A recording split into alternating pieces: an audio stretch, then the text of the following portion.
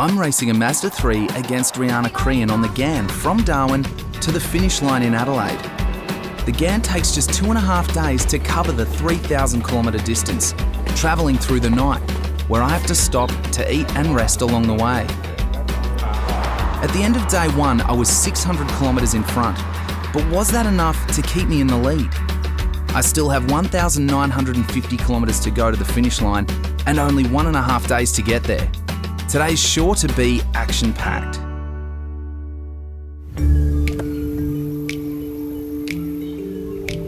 As I woke on day 2, I realised the beauty of the campsite I'd stumbled upon last night. The Devil's Marbles, or Kalu Kalu as it's known by the traditional Aboriginal owners of the land, is a spectacular spot to see the sunrise. That's one of the benefits of driving. I can stop at places like this. Rihanna only gets to see what's outside her train window. While Luke was mucking around at the Devil's Marbles, I admired my own spectacular sunrise from the window of the Ghan. Overnight, I had taken the lead and was now 100 kilometres in front. Now that that sun's come up, you can see just how flat it is. To the right and to the left, it's just thousands and thousands of kilometres of just flat plains.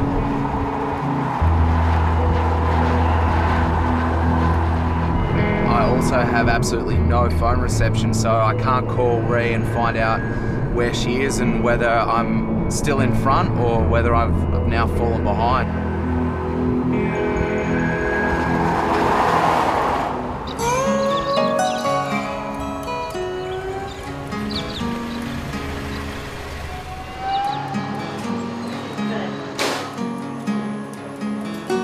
G'day, mate. Hey, Luke, hi. how's things? Yeah, I'm going well, and yourself? And you are? Les Pilton. Les. And This is your place. tis mine. And your personal bank by the looks of it. Not mine, no, it's actually belongs to people who decided to put something up there. It's their insurance against thirst.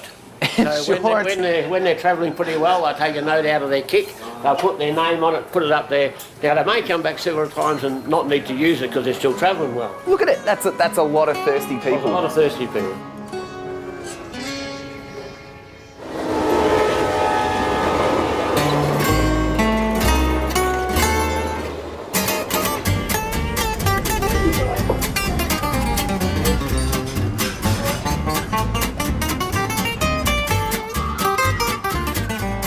As Luke stopped for breakfast at Barrow Creek, I had arrived in Alice Springs, 250 kilometres ahead.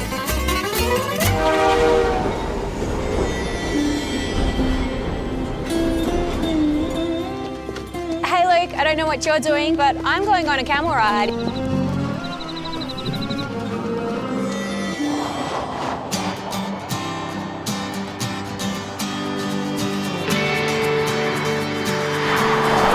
The scales have tipped in favour of the car right now because this stretch of road all the way to Alice Springs is unlimited speed zone.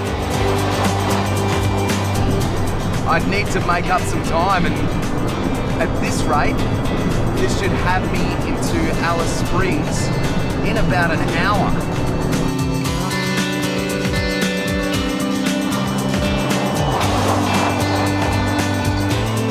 As Luke was catching up, I was finishing off the camel tour. I learned that the Ghan is named after the Afghan cameleers that used camel trains to explore the outback and carry supplies.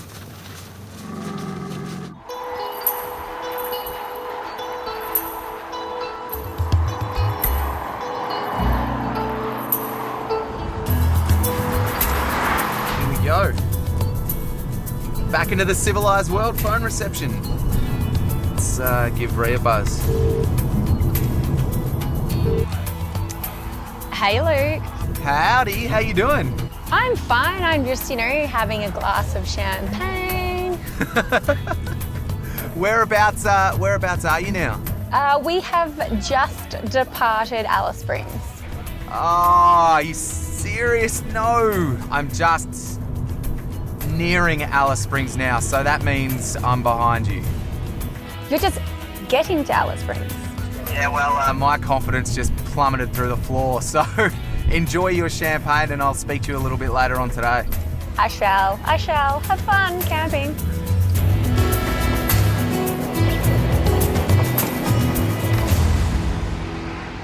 Now that I was losing the race, there was no time for lunch. I had to keep moving.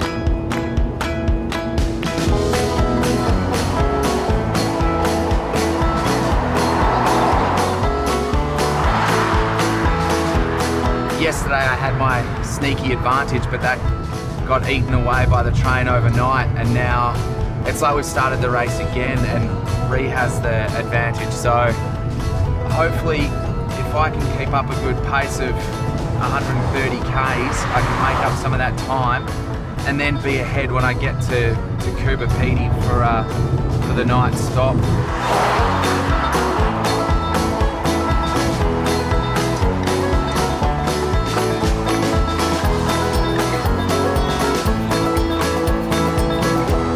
As Luke struggled to keep up, I enjoyed some lunch.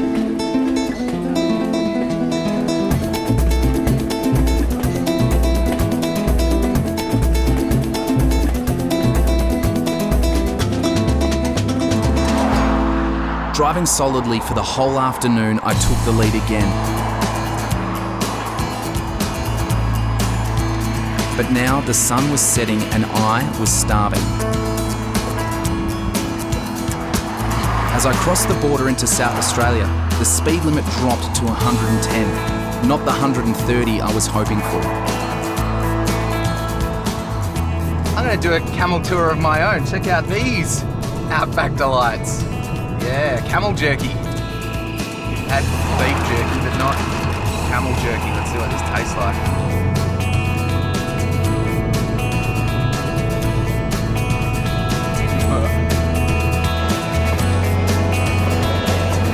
After a busy day, it was time to kick back and relax.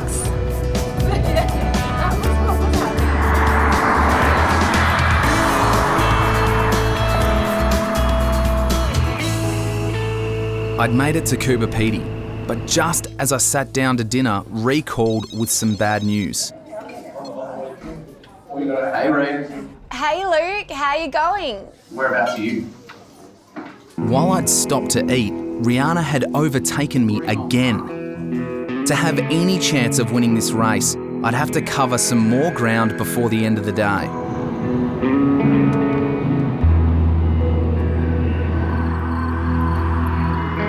After another 250 kilometres, I'd reached the next town, Glendambo, where I could sleep for the night.